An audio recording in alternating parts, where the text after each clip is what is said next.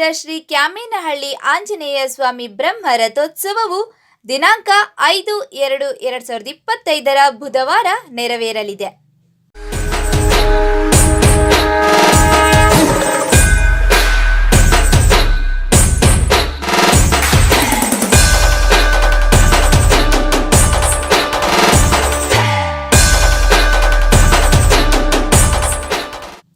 ಕರ್ನಾಟಕ ರಾಜ್ಯದ ಪುರಾಣ ಪ್ರಸಿದ್ಧ ಸ್ಥಳಗಳಲ್ಲಿ ಒಂದಾದ ಕೊರಟಗೆರೆ ತಾಲೂಕು ಹೊಳವನಹಳ್ಳಿ ಹೋಬಳಿಯ ಕ್ಯಾಮೇನಹಳ್ಳಿ ಆಂಜನೇಯ ಸ್ವಾಮಿಯೂ ಸಹ ಪುರಾಣ ಪ್ರಸಿದ್ಧವಾದ ಆಂಜನೇಯ ದೇವಾಲಯ. ಈ ದೇವಾಲಯವನ್ನು ಸುಮಾರು 5,000 ವರ್ಷಗಳ ಹಿಂದೆ ಜನಮೇಜಯ ಎಂಬ ರಾಜರು ದ್ವಾಪರ ಯುಗದಲ್ಲಿ ಪ್ರತಿಷ್ಠಾಪಿಸಿದ್ದಾರೆ ಎನ್ನಲಾಗುತ್ತಿದೆ. ನಂತರ ವಿಜಯನಗರದ ಕಾಲದಲ್ಲಿ ವಿಜಯನಗರದ ಅರಸರು ಈ ದೇವಾಲಯವನ್ನು ಜೀರ್ಣೋದ್ಧಾರ ಮಾಡಿದ್ದಾರೆ ಎನ್ನಲಾಗಿದೆ. ಇಂತಹ ಪುರಾಣ ಪ್ರಸಿದ್ಧ ಆಂಜನೇಯ ಸ್ವಾಮಿ ದೇವಾಲಯಕ್ಕೆ ನಮ್ಮ ಕಹಳೆ ಕೂಗು ತಂಡ ಭೇಟಿ ನೀಡಿ ದೇವಸ್ಥಾನದ ಅರ್ಚಕರ ಹತ್ತಿರ ಈ ದೇವಸ್ಥಾನದ ಇತಿಹಾಸವನ್ನು ಪ್ರೇಕ್ಷಕರಿಗೆ ತಿಳಿಸಿಕೊಡುತ್ತಿರುವ ಒಂದು ವಿಶೇಷ ಕಾರ್ಯಕ್ರಮ ನಿಮಗಾಗಿ. ನಮಸ್ತೆ ಪ್ರಿಯ ವೀಕ್ಷಕರೇ, ಕಹಳೆ ಕೂಗು ನ್ಯೂಸ್ ಸುದ್ದಿ ವಾಹಿನಿಗೆ ಸುಸ್ವಾಗತ. ಇಂದು ಹಿರಿಯ ಪತ್ರಕರ್ತರಾಗಿರತಕ್ಕಂಥ ಸೊಗಡು ಶ್ರೀನಿವಾಸ್ ಸರ್ ಅವರು ನಮ್ಮ ಜೊತೆ ಇದ್ದಾರೆ. ಅವ್ರ ಜೊತೆ ಕ್ಯಾಮೇನಹಳ್ಳಿ ಆಂಜನೇಯ ಸ್ವಾಮಿ ದೇವರ ದರ್ಶನ ಮಾಡೋಕೆ ಹೋಗೋಣ, ಬನ್ನಿ. ಅಲ್ಲ ಸರ್, ನಮಸ್ತೆ. ನಮಸ್ತೆ ಸರ್. ಈ ದೇವಸ್ಥಾನದ ಬಗ್ಗೆ ವಿಶೇಷವಾದ ಮಾಹಿತಿ ಮತ್ತು ಇದು ಸ್ಥಳ ಪುರಾಣದ ಬಗ್ಗೆ ಮಾಹಿತಿನ ನಮಗೆ ಎಲ್ಲ ನಾವು ವೀಕ್ಷಕರಿಗೋಸ್ಕರ ಹಂಚ್ಕೊಳ್ಬೇಕು ಅಂತೇಳಿ ಕೇಳ್ಕೊತೀನಿ ಸರ್. ಇಂದು ನಮ್ಮ ಕ್ಯಾಮೇನಹಳ್ಳಿ ಆಂಜನೇಯ ಸ್ವಾಮಿ ದೇವಸ್ಥಾನದ ಮುಂಭಾಗ ಇದ್ದೀವಿ. ಇದ್ರ ಬಗ್ಗೆ ಸ್ವಲ್ಪ ಒಂದೆರಡು ಮಾಹಿತಿಗಳನ್ನ ಹಂಚ್ಕೋಬೇಕು ಅಂತೇಳಿ ನಿಮ್ಮನ್ನ ಕೇಳ್ಕೊತಾ ಇದ್ದೀವಿ ಸರ್. ನಮ್ಮ ತುಮಕೂರು ಜಿಲ್ಲೆಯ ಕೊರಟಗೆರೆ ತಾಲೂಕಿನ ಹೊಳವನಹಳ್ಳಿ ಸಮೀಪ ಕ್ಯಾಮೇನಹಳ್ಳಿ ಇಂದಿನ ಕಮನೀಯ ಕ್ಷೇತ್ರ ಅಂತಂದ್ಬಿಟ್ಟು ಪ್ರಸಿದ್ಧಿಯಾಗಿರ್ತಕ್ಕಂಥ ಇಲ್ಲಿ ರಾಮ ಮತ್ತು ಕೃಷ್ಣನ ಮತ್ತು ಮಧ್ವಾಚಾರ್ಯರ ಸೇವೆಯನ್ನು ಮಾಡಿದಂಥ ಪ್ರಸನ್ನ ಎದುರುಮುಖವುಳ್ಳ ಕರಿಗಿರಿ ಅಂದರೆ ದೇವರಾಯನದುರ್ಗದ ನರಸಿಂಹಸ್ವಾಮಿ ದೇವರಿಗೆ ಅಭಿಮುಖವಾಗಿ ನಿಂತಿರುವಂಥ ಶ್ರೀ ಕ್ಯಾಮೇನಹಳ್ಳಿ ಆಂಜನೇಯ ಸ್ವಾಮಿ ಮಹಿಮೆ ದ್ವಾಪರ ತ್ರೇತಾಯುಗದಲ್ಲೂ ಮತ್ತು ಈಗ ಕಲಿಯುಗದಲ್ಲೂ ಪ್ರಸಿದ್ಧಿಯಾಗಿದೆ. ಈ ದೇವರ ದರ್ಶನ ಮಾತ್ರದಿಂದಲೇ ನಮ್ಮ ಎಲ್ಲ ಕಷ್ಟಗಳು ನಿವಾರಣೆಯಾಗುತ್ತೆ ಅನ್ನೋ ನಂಬಿಕೆ ಸ್ಕಂದ ಪುರಾಣದಿಂದ ಇಲ್ಲಿಯವರೆಗೂ ಉಲ್ಲೇಖ ಆಗಿದೆ. ಹಾಗಾಗಿ ಇಲ್ಲಿ ಭಕ್ತ ಸಮೂಹವೇ ಹೆಚ್ಚಾಗಿ ಕಂಡುಬರ್ತಾ ಇದೆ. ಪ್ರತಿ ವರ್ಷ ನಾವು ಇಲ್ಲಿ ಮಾಘ ಮಾಸದಲ್ಲಿ ಅಂದರೆ ಜನವರಿ ಎಂಡು ಅಥವಾ ಫೆಬ್ರವರಿ ಮಾಹೆಯಲ್ಲಿ ಇಲ್ಲಿ ಭಾರಿ ದನಗಳ ಜಾತ್ರೆಯನ್ನು ಆಗುತ್ತೆ. ಆ ಜಾತ್ರೆಯಲ್ಲದೆ ಈ ಸ್ವಾಮಿಗೆ ಭಾಳಷ್ಟು ದೂರದ ಊರುಗಳಿಂದ ಆಂಧ್ರ ಪ್ರದೇಶ, ತಮಿಳುನಾಡು, ದೂರದ ಬೀದರ್, ಗುಲ್ಬರ್ಗ, ಹಾವೇರಿ, ರಾಯಚೂರುಗಳ ಕಡೆಯಿಂದನೂ ಇಲ್ಲಿ ಭಕ್ತಾದಿಗಳು ಇಲ್ಲಿದ್ದಾರೆ.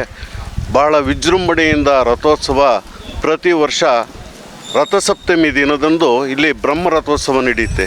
ಬ್ರಹ್ಮರಥೋತ್ಸವಕ್ಕೆ ಏನು ಮೇಲ್ಗಡೆ ಗರುಡ ಬಂದು 3 ಸುತ್ತು ಹಾಕಿದ ನಂತರನೇ ಇಲ್ಲಿ ರಥ ಮುಂದಕ್ಕೆ ಹೋಗುತ್ತೆ. ಆ ರಥ ಮುಂದಕ್ಕೆ ಹೋಗೋ ಸಮಯಕ್ಕೆ ಸರಿಯಾಗಿ ಗರುಡ ಬಂದು ಇಂದಿಗೂ 3 ಸುತ್ತು ಪ್ರದಕ್ಷಿಣೆ ಹಾಕುವಂಥ ಪದ್ಧತಿ ಇಲ್ಲಿ ರೂಢಿಯಲ್ಲಿದೆ. ಹಾಗಾಗಿ ಇಲ್ಲಿಗೆ ಭಾಳಷ್ಟು ಜನ ಇದು ಮುಜರಾಯಿ ಇಲಾಖೆಗೆ ಸೇರೋದ್ರಿಂದ ಇಲ್ಲಿ ಸಾಕಷ್ಟು ಇನ್ನೂ ಅನುಕೂಲಗಳನ್ನು ಕಲ್ಪಿಸಬೇಕಾಗಿದೆ. ನಾನು ಕಳೆದ 30 ವರ್ಷಗಳಿಂದ ಈ ದೇವಸ್ಥಾನದ ಬಗ್ಗೆ ಇಲ್ಲಿಗೆ ಭಕ್ತನಾಗಿ ಬರ್ತಾ ಇದ್ದೇನೆ. ನಾನು ವರದಿಗಳನ್ನು ಮಾಡ್ತಾಯಿದ್ದೇನೆ.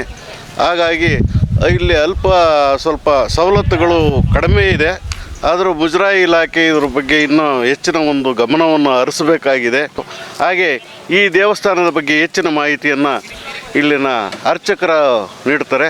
ಅಲ್ಲಿ ಹೋಗಿ ನಾವು ಅರ್ಚಕರಲ್ಲೂ ನಾವು ಹೆಚ್ಚಿನ ಮಾಹಿತಿಯನ್ನು ಈ ದೇವಾಲಯದ ಬಗ್ಗೆ ಪಡೆಯೋಣ.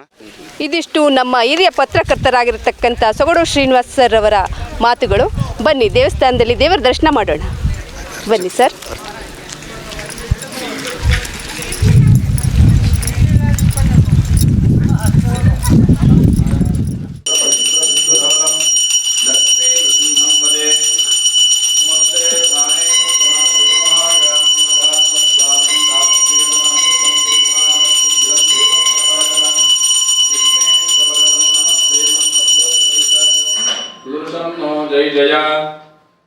ದೇವಸ್ಥಾನದ ಆವರಣದಲ್ಲಿದ್ದೀವಿ. ಇಲ್ಲಿರ್ತಕ್ಕಂಥ ನಮ್ಮ ಆಂಜನೇಯನ ಪುರಾಣ ಪ್ರಸಿದ್ಧಿಯಾಗಿರ್ತಕ್ಕಂಥ ನಮ್ಮ ಆಂಜನೇಯನವ್ರ ಬಗ್ಗೆ ಸ್ವಲ್ಪ ಮಾಹಿತಿನ ನಮ್ಮ ವೀಕ್ಷಕರಿಗಾಗಿ ಕೊಡಬೇಕು ಅಂತೇಳಿ ನಿಮ್ಮಲ್ಲಿ ಪ್ರಾರ್ಥಿಸ್ಕೊಳ್ತೀನಿ. ಖಂಡಿತ. ಇದು ಪುರಾಣ ಪ್ರಸಿದ್ಧವಾದ ದಿವ್ಯವಾದ ಕ್ಷೇತ್ರ, ಕಮನೀಯ ಕ್ಷೇತ್ರ ಎಂದೇ ಪುರಾಣದಲ್ಲಿ ಪ್ರಸಿದ್ಧಿಯನ್ನು ಹೊಂದಿದೆ. ಅಮ್ಮನವರು ಮತ್ತು ಮಹಾರುದ್ರದೇವರ ಸಂವಾದದಲ್ಲಿ ಈ ಕ್ಷೇತ್ರ ಮಹಾತ್ಮೆ ಬರುತ್ತೆ. ಅದರಲ್ಲಿ ಮಹಾರುದ್ರದೇವರು ಈ ಕ್ಷೇತ್ರಕ್ಕೆ ಕಮನೀಯ ಕ್ಷೇತ್ರ ಅಂತ ಪುರಾಣದಲ್ಲಿ ಕರೆದಿದ್ದಾರೆ. ನಮ್ಮ ನಾಡಭಾಷೆಯಲ್ಲಿ ಕ್ಯಾಮೇನಹಳ್ಳಿ ಅಂತ ಪ್ರಸಿದ್ಧವಾಗಿದೆ. ಅದೇ ರೀತಿಯಾಗಿ ಇಲ್ಲಿ ವಿಶೇಷ ಏನಪ್ಪ ಅಂದರೆ ಆಂಜನೇಯಂದು 3 ಅವತಾರದಿಂದ ಕೂಡಿರ್ತಕ್ಕಂತಹ ಆಂಜನೇಯ. ತ್ರೇತಾಯುಗದಲ್ಲಿ ರಾಮದೇವರ ಸೇವೆ ಮಾಡೋಕ್ಕೆ ವಾಯುದೇವರು ಹನುಮಂತ ದೇವರು ಆಗ್ತಾರೆ. ಅದೇ ರೀತಿಯಾಗಿ ದ್ವಾಪರಯುಗದಲ್ಲಿ ಕೃಷ್ಣನ ಸೇವೆ ಮಾಡಲಿಕ್ಕಾಗಿ ಭೀಮಸೇನ ದೇವರಾಗ್ತಾರೆ. ಅದೇ ಕಲಿಯುಗದಲ್ಲಿ ವೇದವ್ಯಾಸ ದೇವರ ಸೇವೆ ಮಾಡಲಿಕ್ಕಾಗಿ ಮಧ್ವಾಚಾರ್ಯ ಆಗಿ ಹುಡ್ತಾರೆ. ಆ 3 ಅವತಾರವೂ ಕೂಡ ಈ ಒಂದೇ ಪ್ರತಿಮೆಯಲ್ಲಿ ಸನ್ನಿಧಿ ಉಳ್ಳತಕ್ಕಂತಹ ಇಲ್ಲಿ ವಿಶೇಷ. ಅದೇ ರೀತಿಯಾಗಿ ಪ್ರತಿ ವರ್ಷವೂ ಕೂಡ ಸಂಕ್ರಾಂತಿ ಆಸುಪಾಸಿನಲ್ಲಿ ಮತ್ತು ಮಾಘ ಮಾಸದ ಶುದ್ಧ ರಥಸಪ್ತಮಿಯಂದು ಇಲ್ಲಿ ವಿಶೇಷವಾಗಿ ರಥೋತ್ಸವ ಆಗುತ್ತದೆ.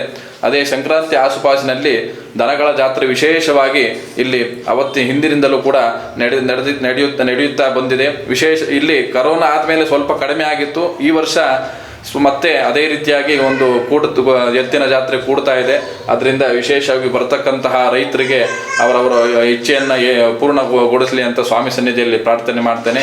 ಅದೇ ರೀತಿಯಾಗಿ ಪ್ರತಿ ವರ್ಷವೂ ಕೂಡ ಸ್ವಾಮಿಗೆ ವಿಶೇಷವಾಗಿ ಬ್ರಹ್ಮರಥೋತ್ಸವ ನಡೀತಾ ಬಂದಿದೆ. ಈ ವರ್ಷವೂ ಕೂಡ ಫೆಬ್ರವರಿ 5ನೇ ತಾರೀಕು ಬುಧವಾರದಂದು ಬ್ರಹ್ಮರಥೋತ್ಸವ ಇದೆ. ಆದ್ದರಿಂದ ಎಲ್ಲ ಭಕ್ತಾದಿಗಳು ಬಂದು ವಿಶೇಷವಾಗಿ ಆ ಭಗವಂತನ ಕೃಪೆಗೆ ಪ್ರಾರ್ಥರಾಗಬೇಕಾಗಿ ಸ್ವಾಮಿ ಸನ್ನಿಧಿಯಲ್ಲಿ ಪ್ರಾರ್ಥನೆ ಮಾಡ್ತೇವೆ. ಇದು ಸ್ಕಂದ ಪುರಾಣದ ಉತ್ತರಖಂಡದಲ್ಲಿ ಈ ಕ್ಷೇತ್ರ ಮಹಾತ್ಮೆ ಬರುತ್ತದೆ, ಕಮನೀಯ ಕ್ಷೇತ್ರ ಮಹಾತ್ಮೆ ಅಂತ. ಪಾರ್ವತಿಯಮ್ಮನವರು ಈಶ್ವರ ದೇವರನ್ನು ಕುರಿತು 3 ಪ್ರಶ್ನೆ ಮಾಡ್ತಾರೆ. ಕ್ಷೇತ್ರಕ್ಕೆ ಉಪಕ್ಷೇತ್ರವಾಗಿರಬೇಕು ಮತ್ತು 3 ನದಿಗಳ ಸಂಗಮ ಆಗಿರಬೇಕು ಮತ್ತು ವಾಯುದೇವರ ಒಂದು ಕ್ಷೇತ್ರ ಆಗಿರಬೇಕು. ಆ ಕ್ಷೇತ್ರ ಇಲ್ಲಿದೆ ಅಂತ ಪಾರ್ವತಿಯಮ್ಮನವರು ಮಹಾರುದ್ರದೇವನ ಕುರಿತು ಪ್ರಶ್ನೆ ಮಾಡಿದಾಗ ಆಗ ಮಹಾರುದ್ರದೇವರು ಈ ಕ್ಷೇತ್ರ ಮಹಾತ್ಮೆ ಹೇಳ್ತಾರೆ. ದೇವರಾಯನ ದುರ್ಗ ಇದೆಲ್ಲ ಮೇಲಿನ ಬೆಟ್ಟ, ಅದು ಬ್ರಹ್ಮದೇವರಿಂದ ಪ್ರತಿಷ್ಠಾಪಿಸಿದ ಯೋಗ ನರಸಿಂಹದೇವರು ಮತ್ತು ಕೆಳಗಡೆ ಇರತಕ್ಕಂತಹ ಭೋಗ ನರಸಿಂಹದೇವರು ಅದು ದೂರ್ವಾಸ ಮಹರ್ಷಿಗಳಿಂದ ಪ್ರತಿಷ್ಠಾಪಿಸಿದ ಭೋಗ ನರಸಿಂಹದೇವರು. ಅದು ಕರಿಗಿರಿ ಕ್ಷೇತ್ರ ಅಂತ ಸಂಸ್ಕೃತದಲ್ಲಿ ನಮ್ಮ ನಾಡಭಾಷೆಯಲ್ಲಿ ದೇವರಾಯನ ದುರ್ಗ ಅಂತ ಪ್ರಸಿದ್ಧವಾಗಿದೆ. ಆ ಕರಿಗಿರಿ ಕ್ಷೇತ್ರಕ್ಕೆ ಇದು ಉಪಕ್ಷೇತ್ರ, ಕಮನೀಯ ಕ್ಷೇತ್ರ ಅಂತ. ಕಮನೀಯಂ ಇತಿ ಖ್ಯಾತಂ ತೀರ್ಥಂ ಕ್ಷೇತ್ರಂ ಚ ಪೂಜಿತಂ ಖಂಬ್ರಹ್ಮ ನೇತೆ ಜ್ಞಾನಾತ್ ಕಮನೀಯಂ ತದುಚ್ಯತೆ ಅಂತ ಈಶ್ವರ ದೇವರು ಪುರಾಣದಲ್ಲಿ ಈ ಕ್ಷೇತ್ರಕ್ಕೆ ಕಮನೀಯ ಕ್ಷೇತ್ರ ಅಂತ ಕರೆದಿದ್ದಾರೆ. ನಮ್ಮ ನಾಡಭಾಷೆಯಲ್ಲಿ ಕ್ಯಾಮೇನಹಳ್ಳಿ ಅಂತ ಪ್ರಸಿದ್ಧವಾಗಿದೆ. ಅದೇ ರೀತಿಯಾಗಿ ಇಲ್ಲಿ ಒಂದೇ ಪ್ರತಿಮೆಯಲ್ಲಿ 3 ಅವತಾರ ಇದೆ. ವಾಯುದೇವಶ್ಚ ತತ್ರಾಸ್ತೆ ಮೂರ್ತಿಮಾಂ ದೇವತೋತ್ತಮಃ ಅಷ್ಟಾವಿಂಶದ್ವಾಪರಾಂತೆ ಪರೀಕ್ಷಿತ ಸುಪೂಜಿತಃ ಅವತಾರತ್ರಯೋಪೇತಃ ಗದಾಭಯ ಕರನ್ವಿತಃ ಸನ್ಮುಖೋ ಶಂಖಚಕ್ರಾಭ್ಯಾಂ ಸಹಿತೋ ದೈವತೋತ್ತಮಃ ಅಂತ ಮಹಾರುದ್ರದೇವರು ಪುರಾಣದಲ್ಲಿ ಈ ಕ್ಷೇತ್ರ ಮಹಾತ್ಮೆ ಹೇಳಿದ್ದಾರೆ. ಬಾಲ ಇದೆ, ಪಾದದ ಕೆಳಗೆ ಅಕ್ಷಕುಮಾರನನ್ನು ಸಂಹಾರ ಮಾಡ್ತಾ ಇದ್ದಾರೆ, ರಾವಣನ ಮಗ. ಮೊದಲೇ ಬಾರಿ ಹನುಮಂತ ದೇವರು ಲಂಕೆಗೆ ಹೋದಾಗ ಸೀತಾದೇವಿ ದರ್ಶನ ಮಾಡಿ ಬರಬೇಕಾದ್ರೆ ರಾವಣನ ಮಗ ಅಕ್ಷಕುಮಾರ ಯುದ್ಧಕ್ಕೆ ಬರ್ತಾನೆ. ಅವನ ಸಂಹಾರ ಮಾಡಿ ಬರ್ತಕ್ಕಂತಹ ಚಿತ್ರ ಇದೆ. ಇದು ಹನುಮಂತ ದೇವರ ಅವತಾರ. ಮತ್ತು ಮೀಸೆ ಇದೆ, ಮುಡಿ ಇದೆ, ಸೊಂಟದಲ್ಲಿ ಬಾಕು ಇದೆ, ಪಕ್ಕದಲ್ಲಿ ಗದೆ ಇದೆ. ಇದೆಲ್ಲ ಕ್ಷತ್ರಿಯರ ಧರ್ಮ. ಭೀಮಸೇನ ದೇವರು ಕ್ಷತ್ರಿಯರು, ಇವರು ಭೀಮಸೇನ ದೇವರ ಅವತಾರ. ಎಲ್ಲ ಕಡೆ ಹನುಮಂತ ದೇವರು ಅಂತಂದರೆ ದಕ್ಷಿಣಕ್ಕೆ ಹೆದ್ದು ಮುಖ ಮಾತ್ರ ಪೂರ್ವಕ್ಕಿರುತ್ತೆ. ಇಲ್ಲೆರಡೂ ಕೂಡ ದಕ್ಷಿಣಾಭಿಮುಖ ಒಂದು ವಿಶೇಷ. ಹೇಗೆ ಮಧ್ವಾಚಾರ್ಯರು ವೇದವ್ಯಾಸ ದೇವರು ಮುಂದೆ ಎದುರು ಬದಲಾಗಿ ಪಾಠ ಕೂರ್ತಿರ್ತಾರೆ ಯಾವಾಗಲೂ, ಅದೇ ರೀತಿಯಾಗಿ ಎದುರುಮುಖರಾಗಿ ಅಭಯಾಸ್ತರಾಗಿ ಮಧ್ವರೂಪಿಯಾಗಿ ಬ್ರಹ್ಮದೇವರಿಂದ ಪ್ರತಿಷ್ಠಾಪಿಸಿದ ಕರಿಗಿರಿ ಕ್ಷೇತ್ರದ ದೇವರಾಂಧ್ರದ ಯೋಗ ನರಸಿಂಹರಿಗೆ ಸನ್ಮುಖಾಸರಾಗಿ ಮಧ್ವರೂಪಿಯಾಗಿ ಸಂಭಾಷಣೆ ಮಾಡ್ತಾ ಇದ್ದಾರೆ. ಇದು ಮಧ್ವಾವತಾರ. ಹನುಮ ಭೀಮ ಮಧ್ವ 3 ಅವತಾರದಿಂದ ಇಲ್ಲಿ ಒಂದೇ ಪ್ರತಿಮೆಯಲ್ಲಿ ನೆಲೆಸಿದ್ದಾರೆ. ಇಷ್ಟು ಇದ್ಮೇಲೆ ವಾಲಿ ಹಾಕಿರಬಾರ್ದು, ಸುಗ್ರೀವ ಹಾಕಿರಬಾರ್ದು, ಅವರು ಕೂಡ ಬಾಲ ಮೀಸೆ ಕಣ್ಣು ಸಂಶಯ ಬರುತ್ತೆ. ಅದರಿಂದ ಕೆಳಗಡೆ ಕೋತಿ ರೂಪದಲ್ಲಿ ತೋರಿಸಿದ್ದಾರೆ. ಸಾಮಾನ್ಯವಾಗಿ ಕೆಲವುದಲ್ಲಿ ಜನಸಾಮಾನ್ಯರು ಕೋತಿನ ನೋಡಿದ ತಕ್ಷಣ ಹನುಮಂತ, ಮಾರುತಿ, ಮುಖ್ಯ ಪ್ರಾಣ ಆಂಜನೇಯ ಅಂತ ಕರೆಯೋದುಂಟು. ಆದ್ದರಿಂದ ಇವರು ವಾಲಿ ಸುಗ್ರೀವಾದಿಗಳಲ್ಲ, ಹನುಮಂತ ದೇವರ ಲಿಖಿಯಲ್ಲಿ ಕೆಳಗಡೆ ಮತ್ತೊಂದು ರೂಪದಲ್ಲಿ ತೋರಿಸಿದ್ದಾರೆ. ಇನ್ನು ಶಂಕು ಚಕ್ರ, ಇದು ಭಗವಂತನ ಮಾತ್ರ ಇರ್ತಕ್ಕಂಥದ್ದು. ಇವರು ವಿಷ್ಣು ಭಕ್ತರು. ಉಲ್ಟಾ ಇದೆ ನೋಡಿ, ಬಲಕ್ಕೆ ಶಂಖ ಇದೆ, ಎಡಕ್ಕೆ ಚಕ್ರ ಇದೆ. ಇದು ಸೂರ್ಯಚಂದ್ರರು ಅಂತ. ಇದು ಕ್ಷೇತ್ರ ಪಾಲಕರು ಅಂತ ದೇವಸ್ಥಾನದ ಹೊರಗಡೆ ಮೂಡಿಸ್ತಾರೆ. ಇಲ್ಲಿ ಶಿಲೆಯಲ್ಲೇ ಮೂಡಿಸಿದ್ದಾರೆ. ಸುಮಾರು 5000 ವರ್ಷದ ಹಿಂದಿನ ಪ್ರತಿಮಾ. ಅಷ್ಟಾವಿಂಶದ್ವಾಪರಾಂತೆ ಪರೀಕ್ಷಿತ ಸುಪೂಜಿತ ಅಂತ ಈಶ್ವರ ದೇವರು ಪುರಾಣದಲ್ಲಿ ತಿಳಿಸಿದ್ದಾರೆ. ಅಂದರೆ 28ನೇ ದ್ವಾಪರಯುಗದ ಅಂತ್ಯದಲ್ಲಿ ಪರೀಕ್ಷಿತನ ಮಗನಾದ ಜನ್ಮೇಜ ರಾಜ ಅಂದರೆ ಅರ್ಜುನನ ಮರಿಮಮ್ಮಗ ಅವರು ಈ ಕ್ಷೇತ್ರಕ್ಕೆ ಬಂದಾಗ ಆಗ ಇಲ್ಲಿ ವಾಯುದೇವರೊಂದು 3 ಅವತಾರ ಇಲ್ಲಿ ಕಂಡು 5000 ವರ್ಷದಿಂದ ಇಲ್ಲಿ ಕೆತ್ತಿಸಿ ಪ್ರತಿಷ್ಠಾಪನೆ ಮಾಡಿದ್ದಾರೆ. ಆದರೆ ಮಧ್ವಾಚಾರ್ಯ ಬಂದು ಕೇವಲ ಇನ್ನೂ 800 ವರ್ಷ ಆಗಿದೆ. ಇದು 5000 ವರ್ಷದ ಹಿಂದಿನ ಪ್ರತಿಮಾ ಅಂತೀರಾ, ಮಧ್ವಾಚಾರ ಕೂಡ ಇದೆ ಅಂತೀರಾ, ಮತ್ತೆ ಜನಸಾಮಾನ್ಯರಲ್ಲಿ ಪ್ರಶ್ನೆ ಬರ್ತದೆ. ಆದರೆ ನಮ್ಮ ವೇದದಲ್ಲಿ, ಅಪೌರುಷವಾದ ವೇದದಲ್ಲಿ, ಋಗ್ವೇದದಲ್ಲಿ ಬಳಿತ ಸೂಕ್ತ, ಪವಮಾನ ಸೂಕ್ತ ಅಂತ ಬರ್ತದೆ. ಪುರಾಣಗಳಲ್ಲಿ ಬ್ರಹ್ಮಾಂಡ ಪುರಾಣ, ವಾಯುಪುರಾಣ, ಸ್ಕಂದ ಪುರಾಣ, ಗರುಡ ಪುರಾಣದಲ್ಲಿ ಮುಂದೆ ವಾಯುದೇವರು ಹನುಮಂತ ದೇವರಾಗಿ ತ್ರೇತಾಯುಗದಲ್ಲಿ ರಾಮದೇವರ ಸೇವೆ ಮಾಡ್ತಾರೆ. ಅದೇ ವಾಯುದೇವರು ದ್ವಾಪರಯುಗದಲ್ಲಿ ಭೀಮಸೇನಿ ದೇವರಾಗಿ ಶ್ರೀಕೃಷ್ಣನ ಸೇವೆ ಮಾಡ್ತಾರೆ. ಅದೇ ವಾಯುದೇವರು ಕಲಿಯುಗದಲ್ಲಿ ಮಧ್ವಾಚಾರ್ಯರಾಗಿ ಶ್ರೀ ವೇದವ್ಯಾಸರ ಸೇವೆ ಮಾಡ್ತಾರಂತ ಪ್ರಮಾಣ ಇದೆ, ಉಲ್ಲೇಖ ಇದೆ. ಆ ಪ್ರಮಾಣದಂತೆ ಜನಿಮೇಜರಾಜರ ಅಪ್ರೋಕ್ಷ ಜ್ಞಾನಿಗಳಾದ್ರಿಂದ ಈ ಕ್ಷೇತ್ರಕ್ಕೆ ಬಂದಾಗ ಅವ್ರಿಗೆ ಆಗೇನಿಲ್ಲ, ವಾಯುದೇವರು ಒಂದು 3 ಅವತಾರ ಇಲ್ಲಿ ಕಂಡು 5000 ವರ್ಷದಿಂದ ಇಲ್ಲಿ ಕೆತ್ತಿಸಿ ಪ್ರತಿಷ್ಠಾಪನೆ ಮಾಡಿದ್ದಾರೆ. ಅದರಿಂದ ಕೇವಲ ಸ್ವಾಮಿಯ ದರ್ಶನ ಮಾಡಿಸಾಕ್ ನಾವೇನು ತಾಪತ್ರೆ ಅಂತೀವಲ್ಲ, ಅದನ್ನೆಲ್ಲ ಕಳೆದು ಶಾಂತಿ ನೆಮ್ಮದಿ ಕೊಡ್ತಾರಂತ ಮಹಾರುದ್ರ ದೇವರು ಈ ಕ್ಷೇತ್ರ ಮಹಾತ್ಮೆಯನ್ನು ಸ್ಕಂದ ಪುರಾಣದ ಉತ್ತರಖಂಡದಲ್ಲಿ ತಿಳಿಸಿದ್ದಾರೆ. ಅದರಿಂದ ವಿಶೇಷವಾಗಿ ಈ ಚಾನಲ್ ನೋಡ್ತಾ ಇರ್ತಕ್ಕಂತಹ ಎಲ್ಲ ಸದ್ಭಕ್ತರಿಗೂ ಕೂಡ ಸ್ವಾಮಿ ಅನುಗ್ರಹ ಮಾಡಲಿ ಅಂತ ಸ್ವಾಮಿ ಸನ್ನಿಧಿಯಲ್ಲಿ ಪ್ರಾರ್ಥನೆ ಮಾಡ್ತೇನೆ. ಒಳ್ಳೆಯದು. ನಮಸ್ತೆ ವೀಕ್ಷಕರೇ, ನಮ್ಮ ಅರ್ಚಕರು ತುಂಬ ವಿವರವಾಗಿ, ತುಂಬ ಸರಳವಾಗಿ ನಮ್ಮ ಸ್ವಾಮಿಯವ್ರನ್ನ ಹೇಗೆ ಪ್ರತಿಷ್ಠಾಪನೆ ಮಾಡಿದರು, ಅವರ ಪುರಾಣ ಪ್ರಸಿದ್ಧಿ ಹೇಗಿದೆ ಅನ್ನೋದ್ರ ಬಗ್ಗೆ ತುಂಬ ವಿವರವಾಗಿ ಹೇಳಿದ್ದಾರೆ. ಹಾಗಾಗಿ ನಮ್ಮ ಕಹಳೆ ಕೂಗು ಸುದ್ದಿವಾಹಿನಿ ಕನ್ನಡ ಚಾನಲ್ನಿಂದ ಅವ್ರಿಗೆ ತುಂಬ ಧನ್ಯವಾದಗಳನ್ನ ಅರ್ಪಿಸ್ತೀನಿ. ಧನ್ಯವಾದ. ಅವರ ಹೆಸರು